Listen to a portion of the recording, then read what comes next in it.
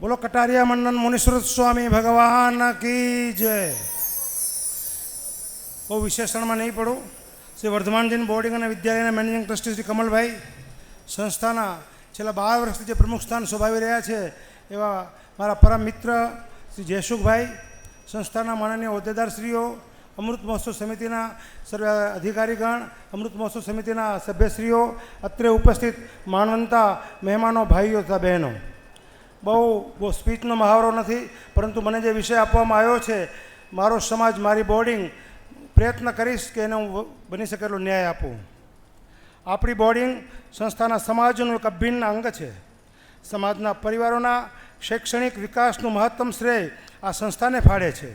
આપણે કદાચ કલ્પના પણ ન કરી શકીએ કે એ સમયે જો આ બોર્ડિંગના પાયે ન જોડાયા હોત તો આપણા વડીલો, આપણા ભાઈઓ આજે જે સ્થાન પર પહોંચી શક્યા છે તે કેટલું શક્ય બન્યું હોત। એક વિરાટ વડલાની શીતળ છાયાનો આપણે સૌએ લાભ લીધો છે। તે આપણા દીર્ઘદ્રષ્ટિ વડીલોના અથાગ મહેનત અને ભાવિ દ્રષ્ટિનું પરિણામ છે। કચ્છ વાગડ પ્રદેશમાં જ્યારે ગામડાઓમાં શિક્ષણની અછત હતી, સારી સુવિધાઓવાળી સંસ્થાઓ ન હતી, ત્યારે ભવિષ્યનું અવલોકન કરીને આપણી ભાવિ પેઢી શિક્ષણથી વંચિત ન રહે તે માટે કટારિયા મુકામે બોર્ડિંગની સ્થાપના કરી આપણા પર મહાન ઉપકાર કર્યો છે, તેમ કહેવામાં સહેજ પણ અતિશયોક્તિ નથી। તેઓએ વાવેલા આપણા આંબાનો મીઠો સ્વાદ આજે પણ આપણે માણી રહ્યા છીએ। ત્યારે હવે આપણે સૌની શું ફરજ છે? ભવિષ્યની આપણી આ સંસ્થા કયા સ્ટેજ પર પહોંચી શકે તેનું મનોમંથન આપણે સૌએ જરૂર કરવું જોઈએ।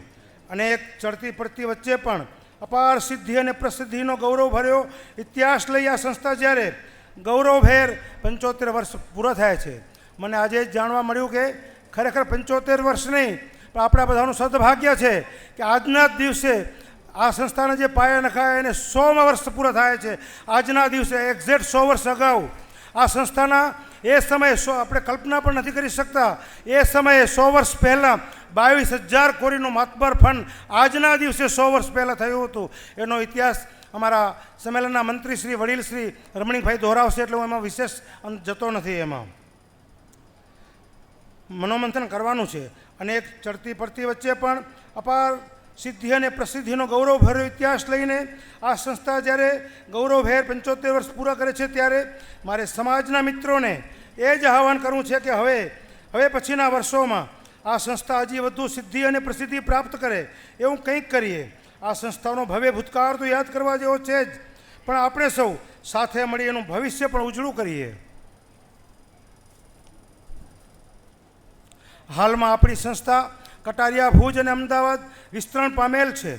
કટારિયા મુકામે 12 ધોરણ સુધી ભાઈઓ માટે, ભુજમાં બાલિકાઓ માટે અને અમદાવાદમાં ભાઈઓ અને બાલિકાઓને અલગ અલગ નિવાસની વ્યવસ્થા ઊભી થઈ છે।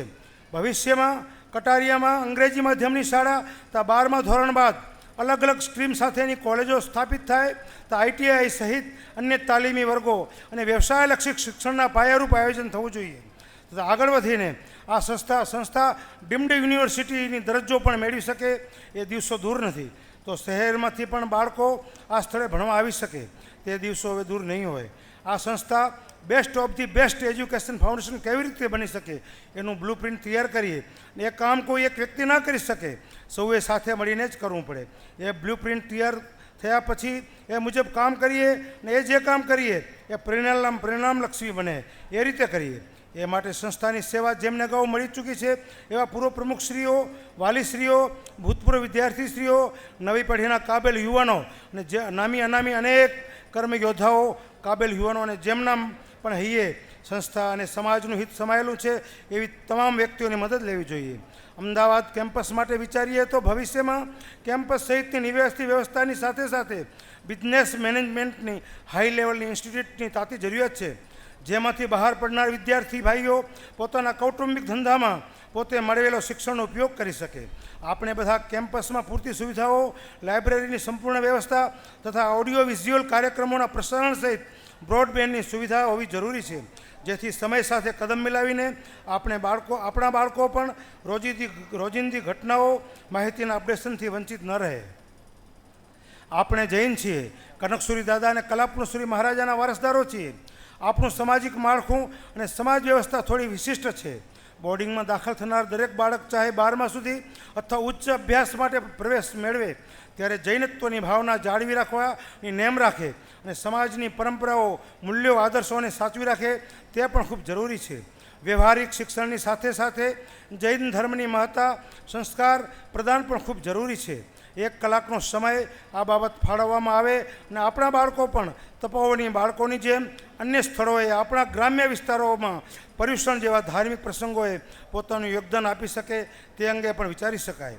સમાજના વસવાટવાળા મોટા સેન્ટરો ભચાઉ, રાપર, ગાંધીધામ, અંજાર, ભુજ વગેરે સ્થળોએ યોજાતા સામૂહિક ધાર્મિક કાર્યક્રમોમાં વોલેન્ટિયર તરીકે સેવાઓ આપવા જઈ શકે તો એક ઓળખ ઊભી થાય અને વિદ્યાર્થીઓમાં પણ સેવા ભાવના, નેતૃત્વના ગુણોનો વિકાસ થઈ શકે. બોર્ડિંગ એટલે માત્ર રહેવા જમવાની વ્યવસ્થા જ નહીં, પણ અહીંથી વિદ્યાર્થી બહાર આવે તે રાષ્ટ્રભક્ત હોય, સમાજપ્રેમી હોય તે જરૂરી છે.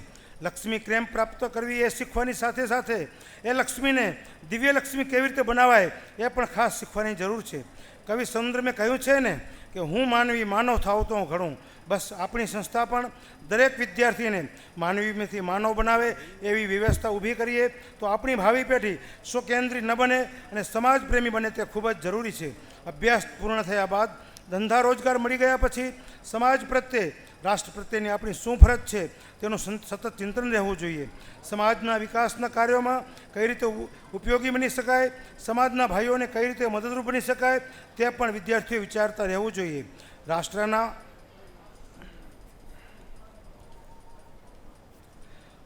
વિકાસની ગાથામાં શું યોગદાન આપી શકાય, ભારત દેશની અસ્મિતા જાળવવામાં અને ભારતની સંસ્કૃતિ અને પરંપરાનું ગૌરવ જાળવવામાં, તેનું સંવર્ધન કરવામાં પણ યોગદાન આપી શકાય.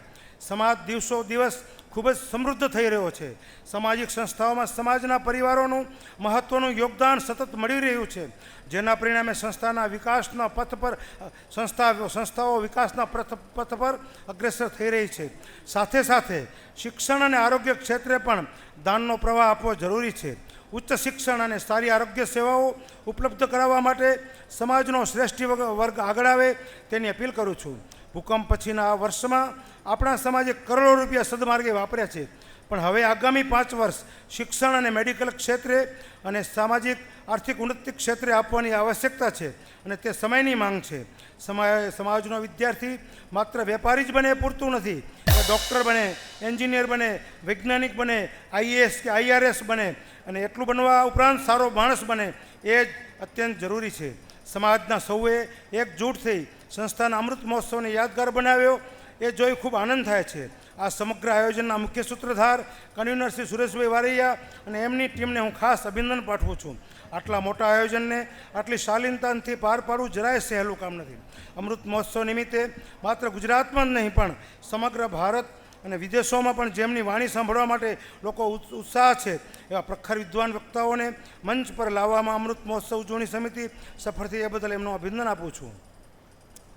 અહીં શિક્ષણને પોતાનું ગૌરવ સમજે છે એવી લગભગ દરેક વ્યક્તિ અહીં ઉપસ્થિત છે. જેઓ કોઈ કારણથી નથી આવી શક્યા એમને પણ લાગણીઓ તો આ અવસર સાથે જોડાયેલી જ છે.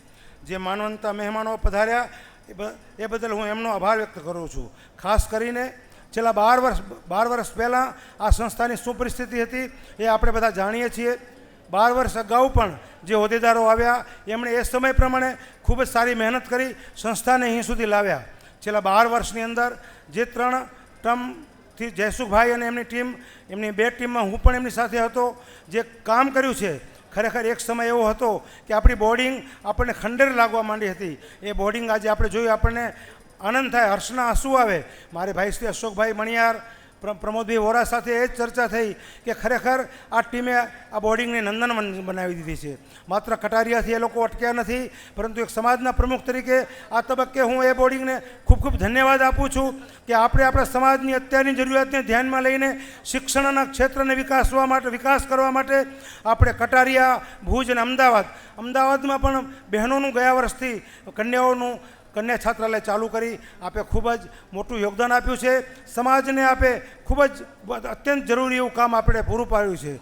આ જયસુખભાઈ અને એમની ટીમને 724 સંમેલન વતી ખૂબ ખૂબ ધન્યવાદ. જયસુખભાઈ, આપે આપના જીવનનું અમૂલ્ય કામ આ 12 વર્ષની અંદર આપે સર્જન કર્યું છે.